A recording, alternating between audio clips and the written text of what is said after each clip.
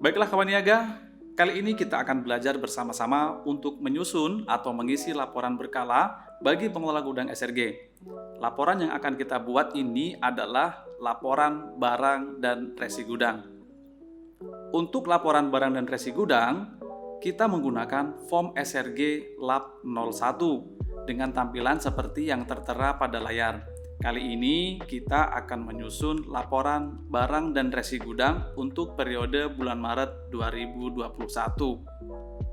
Seperti yang telah kita pelajari pada video sebelumnya, bahwa laporan barang dan resi gudang ini hanya menyampaikan informasi mengenai resi gudang yang masih aktif saja pada periode tertentu beserta dengan barangnya.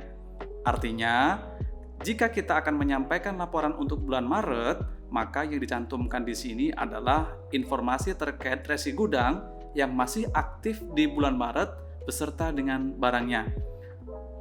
Baik kawan niaga, langsung saja kita mulai untuk mengisi laporan barang dan resi gudang. Baiklah, untuk memudahkan pengisian laporan barang dan resi gudang dengan menggunakan form SRG Lab 01 ini, kita bagi menjadi dua bagian. Yang pertama adalah resi gudangnya, kemudian yang kedua adalah barangnya. Resi gudang di sini berarti kita memasukkan informasi-informasi terkait dengan resi gudangnya, sedangkan untuk barang kita memasukkan informasi-informasi terkait dengan barangnya. Oke, kita mulai saja dengan mengisi kolom 1 yaitu nomor. Nomor di sini adalah nomor urut, kita tulis dengan angka 1. Kemudian berikutnya ini ada nomor resi gudang. Misalnya nomornya adalah 00019191101551. Disesuaikan dengan yang ada pada belangko resi gudangnya. Pada kolom berikutnya adalah jenis. Nah, dalam sistem resi gudang, jenis resi gudang itu dibagi menjadi 4, yaitu atas nama, atas perintah, atas nama pengganti, dan atas perintah pengganti.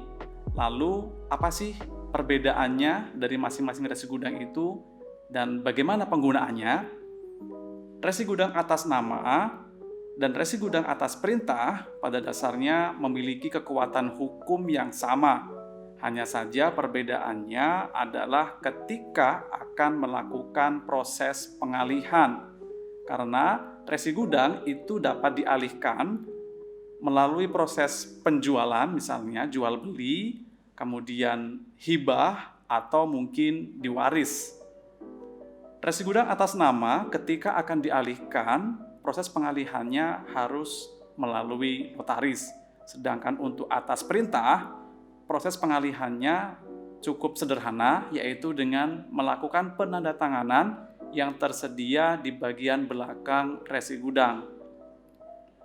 Kemudian ada resi gudang pengganti, baik atas perintah pengganti ataupun atas nama pengganti. Nah, resi gudang pengganti ini digunakan untuk menggantikan resi gudang sebelumnya, baik atas nama ataupun atas perintah, yang terjadi kesalahan penulisan atau terjadi kehilangan atau terjadi kerusakan. Maka diterbitkanlah resi gudang baru yang dinamakan dengan resi gudang pengganti. Resi gudang pengganti atas perintah pengganti menggantikan resi gudang atas perintah, kemudian resi gudang atas nama pengganti menggantikan resi gudang atas nama. Baik, misalnya saja di sini jenisnya adalah resi gudang atas nama. Kemudian berikutnya untuk pemilik misalnya di sini resi gudang ini miliknya Bapak Suwardi, diisi sesuai dengan informasi yang ada di dalam belangko resi gudangnya. Kemudian alamatnya juga ditulis dengan lengkap. Kemudian berikutnya adalah tanggal terbit dan tanggal jatuh tempo. Tanggal terbit di sini adalah tanggal diterbitkannya resi gudang. Misalkan diterbitkannya tanggal 9 Januari 2021. Kemudian resi gudang ini nanti akan jatuh tempo pada tanggal 9 Maret tahun 2021. Nah, di sini kita bisa melihat bahwa sebenarnya resi gudang ini aktif di bulan Maret tapi tidak sampai pada akhir bulan Maret. Karena dia aktif di bulan Maret atau pernah aktif di bulan Maret walaupun hanya 9 hari, maka dalam laporan ini untuk laporan bulan Maret tetap dimasukkan sebagai resi gudang yang pernah aktif di bulan Maret. Dan berikutnya adalah status. Status di sini berkaitan dengan status resi gudang, apakah dia sedang dibiayai atau tidak dibiayai. Kalau resi gudang ini sedang dibiayai atau dijaminkan di bank, maka statusnya di sini adalah jaminan. Tapi kalau resi gudang ini tidak dibiayai atau tidak dijaminkan di bank, maka statusnya bebas. Misalnya di sini resi gudangnya tidak dibiayai, berarti statusnya adalah bebas. Oke, selanjutnya kita akan mengisi informasi terkait dengan barangnya. Kita mulai dengan jenis. Di sini adalah jenis barangnya. Misalnya di sini adalah gabah. Atau mungkin nanti bisa juga jagung, kemudian beras, rumput laut, lalu kopi, kemudian ayam karkas beku, ikan, dan lain-lain. Misalnya di sini gabah dengan jumlah 10 ton atau 10.000 kg. Lalu untuk tingkat mutu, ini diisikan dengan hasil uji mutu yang telah dilakukan oleh LPK Uji Mutu. Nah, untuk gabah di sini misalnya kita tulis kadar airnya 14% dan butir hampanya 3%. Akan lebih baik lagi kalau informasi di sini ditulis dengan lengkap, misalnya gabah varietas lain, butir rusak, butir merah, butir mengapur, gabah muda, benda asing, dan lain-lain disesuaikan dengan parameter uji yang dilakukan oleh LPK Uji Mutu.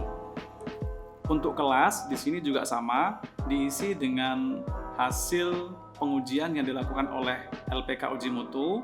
Misalnya gabah ini diklasifikasikan ke kelas 1 atau mungkin dalam kasus lain bisa juga kelas 2 atau bisa juga LPK itu membuat klasifikasinya dengan kelas A atau grade A, grade B, dan seterusnya. Oke, di kolom berikutnya kita akan mengisi nilai barangnya. Nah, di sini dibagi menjadi 3, yaitu nilai barang pada saat diterbitkan, kemudian nilai barang pada saat dialihkan, dan nilai barang pada saat jatuh tempo atau pada saat barang tersebut dikeluarkan. Misalnya, pada saat diterbitkan, gabah ini memiliki nilai 4.100 per kilogram, atau kalau dalam jumlah 10 ton berarti 41 juta rupiah. Kemudian pada saat proses penyimpanan, selama penyimpanan tidak dilakukan pengalihan, maka di kolom dialihkan ini kita tulis 0 atau tidak ada pengalihan. Lalu di saat jatuh tempo atau pada saat resi gudang dikeluarkan, nilainya ternyata meningkat. Misalnya menjadi 4.600 per kilogram, atau untuk 10 ton berarti jumlahnya atau nilainya menjadi 46 juta rupiah. Nah, dari informasi ini kita bisa melihat bahwa terjadi kenaikan harga dari 41 juta atau 4.100 per kilogram pada saat resi gudang diterbitkan atau pada saat awal penyimpanan menjadi 46 juta pada saat resi gudang jatuh tempo atau dikeluarkan, sehingga ada keuntungan Rp500 per kilogram atau 5 juta untuk 10 ton. Berikutnya adalah tanggal penyerahan. Tanggal penyerahan di sini maksudnya adalah tanggal penyerahan barang, baik dari pemilik barang kepada pengelola gudang pada saat loading barang ke dalam gudang SRG, atau tanggal penyerahan dari pengelola gudang kepada pemilik barang pada saat barang telah selesai disimpan di gudang SRG. Misalnya, tanggal masuknya ini adalah tanggal 6 Januari 2021. Di sini kalau kita lihat, tanggal penyerahan ini pada saat masuknya ini berbeda dengan tanggal penerbitan, yang artinya barang loading ke gudang lebih cepat di tanggal 6 Januari 2021, kemudian pengelola gudang baru bisa menerbitkan resi gudangnya pada tanggal 9 Januari 2021. Kemudian untuk tanggal keluar ini juga bisa jadi dia lebih lama dari jatuh tempo resi gudangnya atau mungkin lebih cepat dari jatuh tempo resi gudangnya. Misalnya di sini tanggal penyerahan keluarnya adalah tanggal 10 Maret 2021 yang artinya lebih lama dari tanggal jatuh temponya. Jadi tanggal penyerahan di sini adalah penyerahan barang, baik yang masuk ke gudang SRG ataupun yang keluar dari gudang SRG. Terakhir adalah kita menuliskan informasi terkait dengan LPK penguji mutu dan juga jenis asuransinya. Misalnya di sini LPK penguji mutunya adalah UB Jasa Tasma Bulog, atau mungkin nanti bisa dengan LPK penguji mutu yang lainnya, misalnya Sukovindo, kemudian atau yang lainnya. Dan terakhir adalah jenis asuransinya. Di sini adalah resiko yang di-cover untuk komoditas yang disimpan di gudang. Misalnya jenis asuransinya adalah kebakaran.